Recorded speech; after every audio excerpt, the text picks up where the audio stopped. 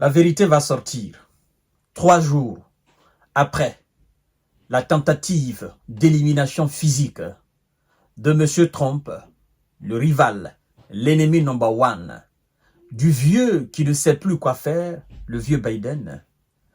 M. Biden a accordé une interview à la chaîne NBC et il regrette d'avoir utilisé un mot dans une de ses allocutions adressées aussi à la nation américaine, où il appelait ses partisans à cibler M.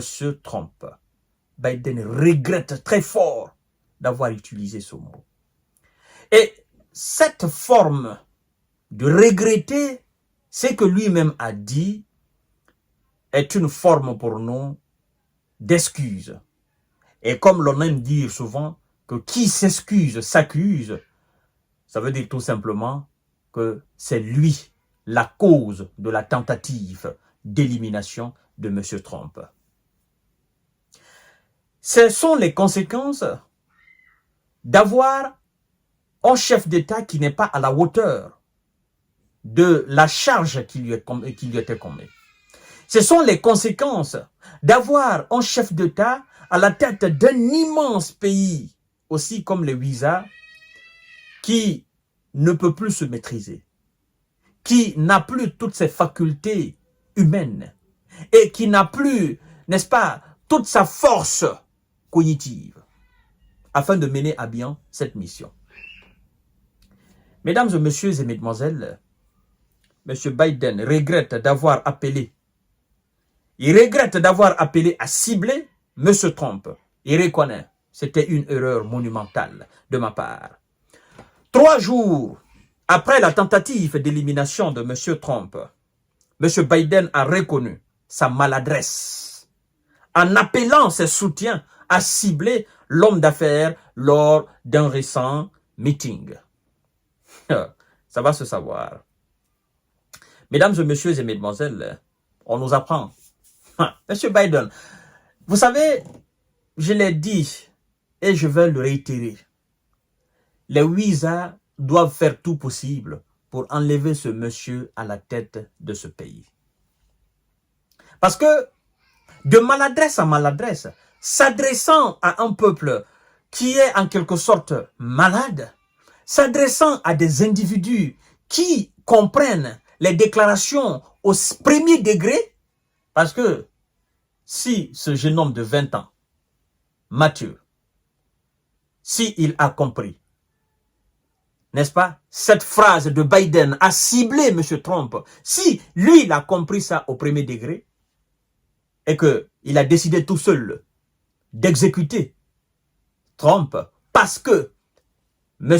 Biden a demandé, même si on nous dit que ce jeune homme était enregistré comme un électeur républicain, ben, si au fond de lui, il est démocrate ou qu'il souhaite que M. Biden continue ou qu'il souhaite que les démocrates continuent à la tête de cet État et qu'il part comprendre, il prend au premier degré la déclaration de M. Biden qui est le boss des démocrates, ben, il se dit, écoutez, le patron a demandé de cibler M. Biden, M. Trump.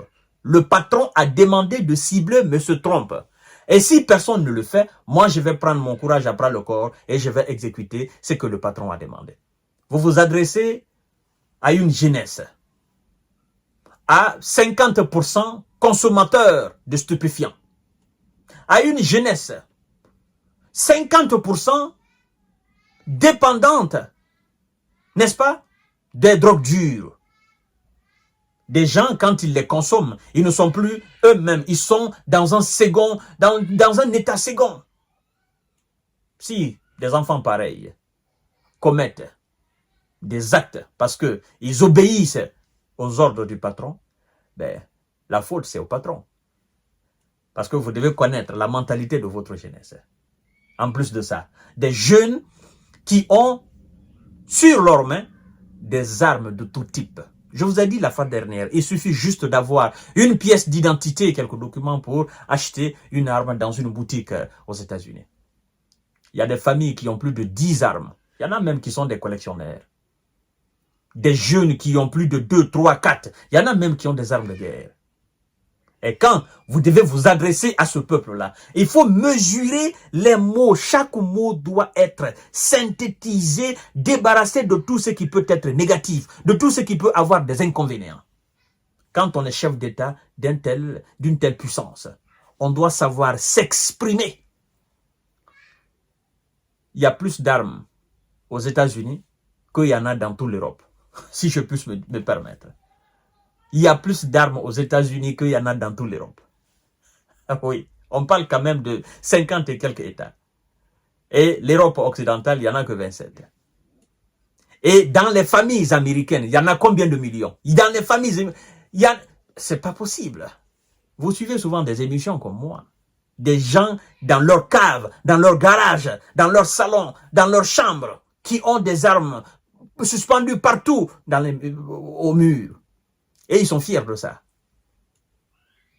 Parfois, 1 mois, 2 mois, ils entretiennent ces armes. Pour eux, ces armes-là, c'est toute leur vie, au fait. Hein? Ils disent, bon, nous avons ça pour nous défendre. Alors, quand vous êtes président d'un tel État, vous devez de synthétiser, n'est-ce pas, vos propos avant de les sortir de votre bouche. Monsieur Biden disait qu'il était temps de cibler Monsieur Trump. Il a reconnu que c'était une erreur monumentale d'utiliser le mot, avoue-t-il désormais, 3 jours après la tentative, n'est-ce pas, d'élimination de son prédécesseur et rival républicain. Après la fusillade survenue à Butler, Pennsylvanie. Le camp républicain avait pointé du doigt la responsabilité de l'actuel locataire de la Maison-Blanche. Le point central de la campagne de Biden, c'est que le président Trump est un fasciste autoritaire qui doit être arrêté à tout prix. Qui doit être arrêté à tout prix. À tout prix. Donc, sans exception, à tout prix. Quelle que soit la manière, quel que soit le moyen utilisé, mais il doit être arrêté. Alors, quand vous dites cela, vous vous adressez comme ça à votre peuple. Et vous savez qu'il y a des débiles légers parmi vous. Vous savez qu'il y a des gens qui ont perdu toute l'humanité. Ces gens-là, ils marchent avec des armes. Hein, mais écoutez, quelqu'un passera à l'acte. C'est ça, mesdames et messieurs. Donc, il dit, je ne suis pas celui qui a dit, je veux être un dictateur dès le premier tour, parlant de M. Trump. Sur NBC, ce lundi, M. Biden s'est lancé dans une explication de texte laissant entendre que ses propos avaient été mal compris. Ses propos avaient été mal compris. Et il dit ceci, il dit, je voulais dire, concentrez-vous sur lui, parlant de M. Trump, sur ce qu'il fait, sur ses mesures, le nombre de mensonges qu'il a dit durant le débat. Bon, parlant du débat qu'il a raté, parce que ça a été un désastre total. Et jusqu'à présent, lui parle de ce débat. C'est-à-dire, le monsieur le vieux, il tente juste de se faire une image. Parce que après le désastre de ce débat-là, M. Biden n'arrive pas à se remettre. D'accord? Il veut à coup sûr se rattraper. Mais écoutez, n'est-ce pas, ça va de mal en pire. Ses propos ont été mal compris selon lui. Hein, le fait qu'il ait dit, il faut cibler Trump. Quelqu'un a ciblé Trump. Mais sauf que il s'est raté. Et lui, il a reconnu que s'il y a eu tir, ça veut dire tout simplement que c'est quelqu'un... parce que le simple fait de dire mes propos ont été mal compris, ça veut dire quoi? Ça veut dire que celui qui a tiré alors est un élément de M. Biden. Il est un supporter de M.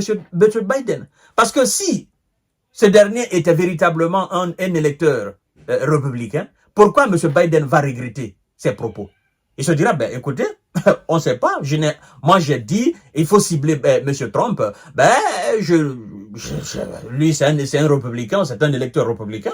Ben, voilà, il n'avait même pas besoin de regretter ses propos. Mais puisqu'il a regretté, c'est une forme alors de reconnaître sa responsabilité.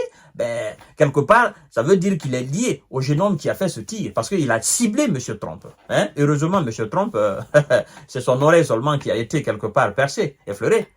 Voilà, mesdames et messieurs, c'est pourquoi on demande aux chefs d'État, aux responsables, de savoir s'exprimer, de savoir s'adresser à son peuple. Parce que quand vous êtes arrêté là, que vous tenez des discours, quand vous parlez là, il faut utiliser des mots simples.